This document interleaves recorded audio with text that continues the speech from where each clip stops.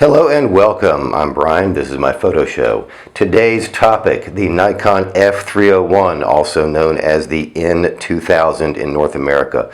This camera was sold under two names, the F-301, pretty much everywhere in the world except North America, where it was called the N2000. This camera is famous for basically two things. The claim to fame is, number one, this is Nikon's last manual focus consumer SLR, and Nikon's first SLR with motorized film advance. This camera was introduced in 1985, remained in production until some point in the late 80s, when it was basically transformed into an autofocus camera. They took this chassis and simply added autofocus to it and called it the F-501. And you should not buy one of those. Nikon's early autofocus systems were horrendous. They lost a lot of market share to Canon because of that. So avoid Nikon's early autofocus cameras. Buy this one instead. It's a manual focus, last manual focus, consumer-oriented camera. These days you can get these things for between $25 to $50 in the United States. For $50 you should get one that is in near mint condition. These cameras are very, very inexpensive. My recommendation, buy one in top shape, because they're good cameras, but I don't know that they're really worth fixing. Because they're so inexpensive and they're made out of plastic, I mean it's polycarbonate plastic primarily, I wouldn't invest a whole lot into fixing up one of these the same way that I would for, say, a Nikromat, which has that built like a tank all metal construction, which is going to last forever. These, I'm not, in my personal opinion, I don't think they're worth investing in. But they are neat cameras, and if you can get one in excellent top shape for $50, it's certainly worth it. It is not a miniaturized camera. It's small but not tiny. If we take an FM for size comparison, you can see that the F-301 is a little bit bigger than the FM, just a wee bit larger. It's probably more comparable in size to a Nikromat. So let's grab a Nikromat so I can show you that. It's not heavy though, because it's primarily plastic. Even though the size, it's closer in size to the Nikromat than the FM, but the plastic construction makes it. It's not heavy like a brick. The FTN here. This is one heavy camera. The F-301, by comparison, is much more manageable in terms of weight. Let's see here. Let's take a look at the top plate. Okay. So on top here, we've got the traditional shutter speed dial that goes from 1 second to 1/2000th, which is a nice feature on a camera in this price range. You've got a top speed of 2000. Most cameras in this price range are going to have a top speed of 1000. Here I've got aperture priority, automatic. When I put it on automatic mode, the shutter speed dial locks in place. I need to push this button in order to release it. P is program mode, where the camera sets both shutter speed and aperture. And P high, or program high, is program mode, which favors higher shutter speeds. It's going to keep the lens open and favor higher shutter speeds for sports and action, but that's also useful for portraiture. If you like shooting portraits at wide open aperture, that would be it should work for that as well. The shutter release is over here, and it's controlled by this collar. You lift this collar up and turn it. Over here we have L, which locks the shutter. L for lock. The shutter is now locked. If I turn it to S, that is single frame advance. Each time I press the button, the frame will advance. The camera will advance 1 frame. Even if I keep it held down, only 1 frame is going to advance at a time. If I switch it to C, that's continuous shooting, and it will advance at a rate of 2.5 frames per second for as long as I hold down the button. Okay, I'm sure you can hear that, and that's important to know. This is not a quiet camera. This thing makes a good bit of noise. If you want a really quiet camera, frankly, get a rangefinder. Although even by SLR standards, this thing's loud. This switch here turns on and off the beeping. Here the beeping is on, here the beeping is off. I'm not sure exactly what makes this camera beep, because I don't like the idea of beeping cameras, so I just shut the darn thing off. Here we have the film, the mechanism to release the film from the take-up spool.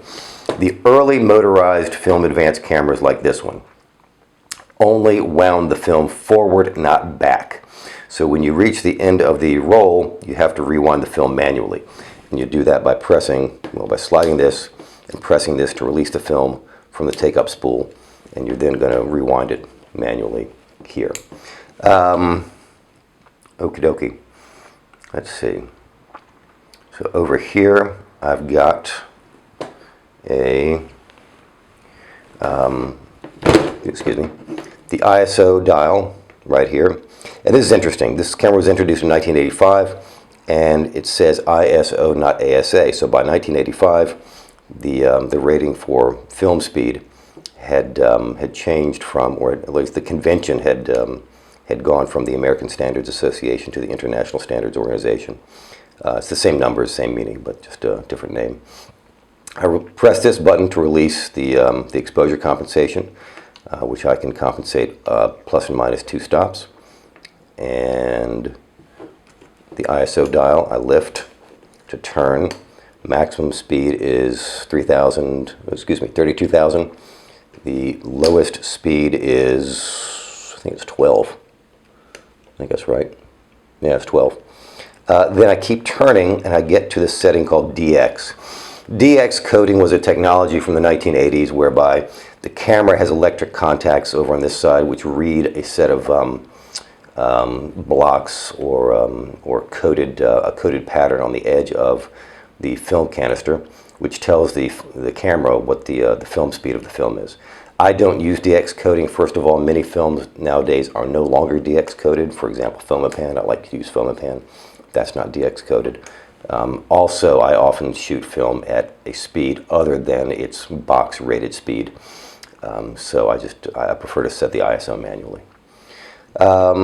If we take a look at the bottom plate, we're going to see one of the best features of this camera, in my opinion, which is that it accepts ordinary drugstore batteries. In this case, on this model, it accepts AAA batteries.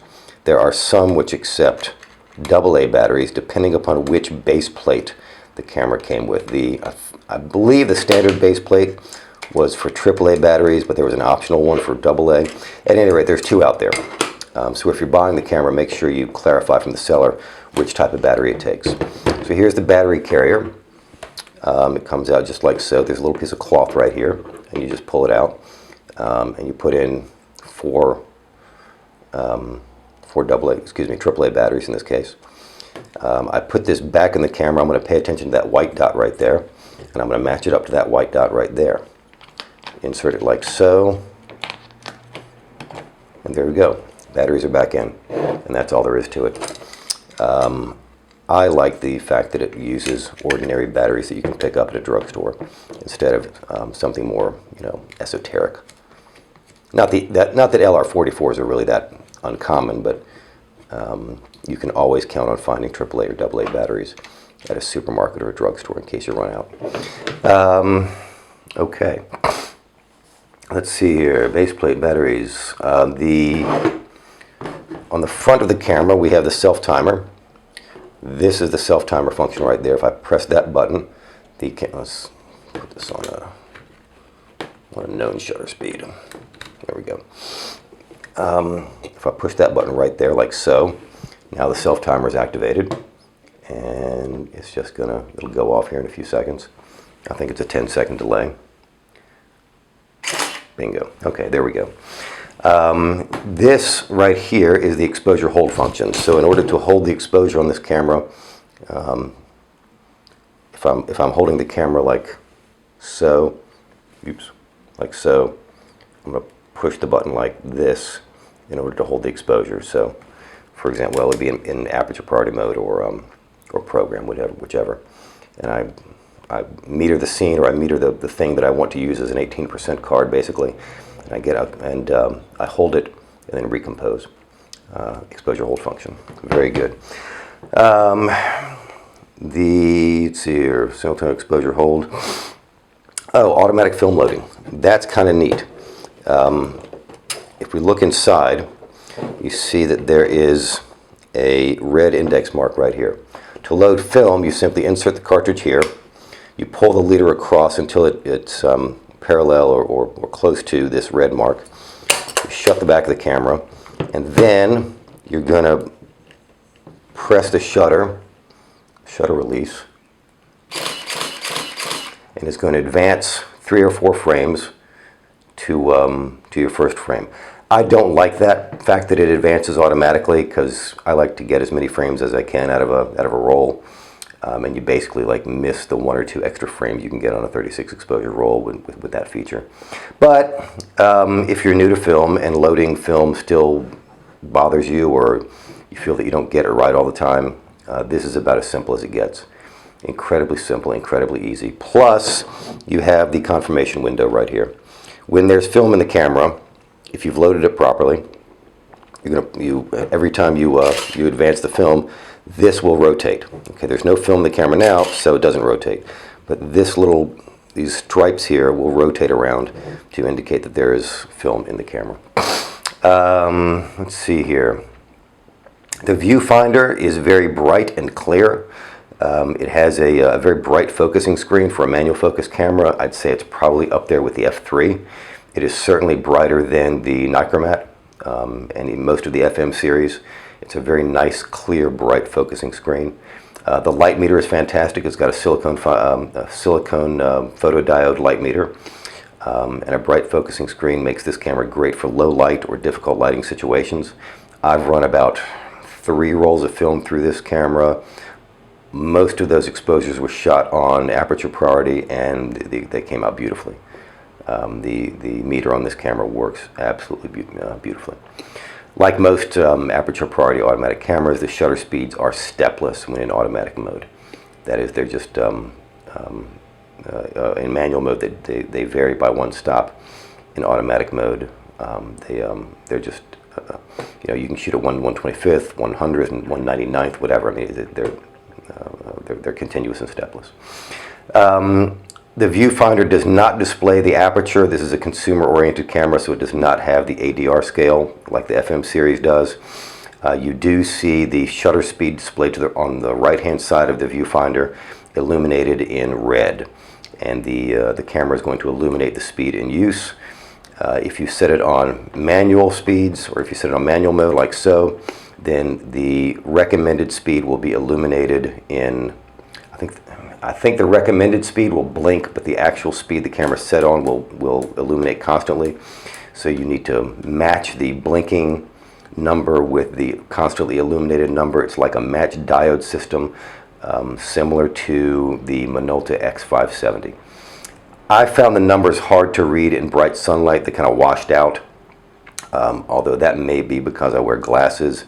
I also had a tough time reading the numbers because I wear glasses, I think. If you don't wear glasses, it might be a little easier for you. But the viewfinder, it's very bright, but in terms of information, I found it somewhat lacking. But again, it's a consumer-oriented camera, so that shouldn't be surprised. The features which are lacking on this camera, which it does not have, which you should be aware of. Number 1, the shutter release has no provision for a cable. This shutter release button is a flat piece of plastic. You cannot thread a cable release into the shutter release button. It also does not have depth of field preview or mirror lockup.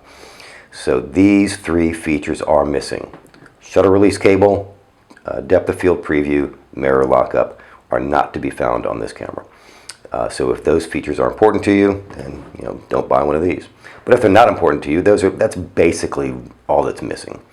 Other than those 3 features, there's not much missing on this camera, unless you want to add the all-metal built like a tank construction quality of, say, the Nikon or the FM series or the professional F line. This is a polycarbonate plastic body.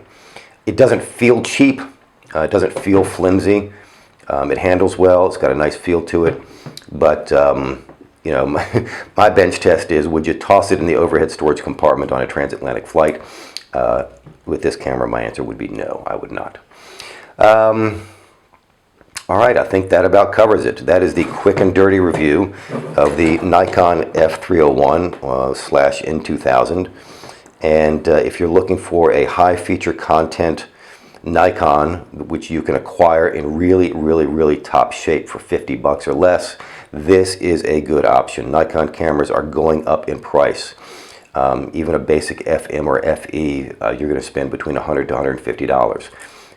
Whereas this is, a third of the price. Excellent condition, F-301, 50 bucks. Excellent condition, FM or FE, $150.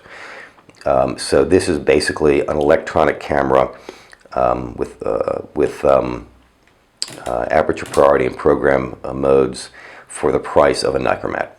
That's what you're getting. You're getting high feature content, very modern features, the bright focusing screen, the silicon photodiode light meter, top speed of 2000, 3 automatic modes, and all for the price of a Nikon. That's what this camera has to offer. Okay, so that was your quick and dirty review of the F-301. I hope you enjoyed it, and I will see you next time. Take care.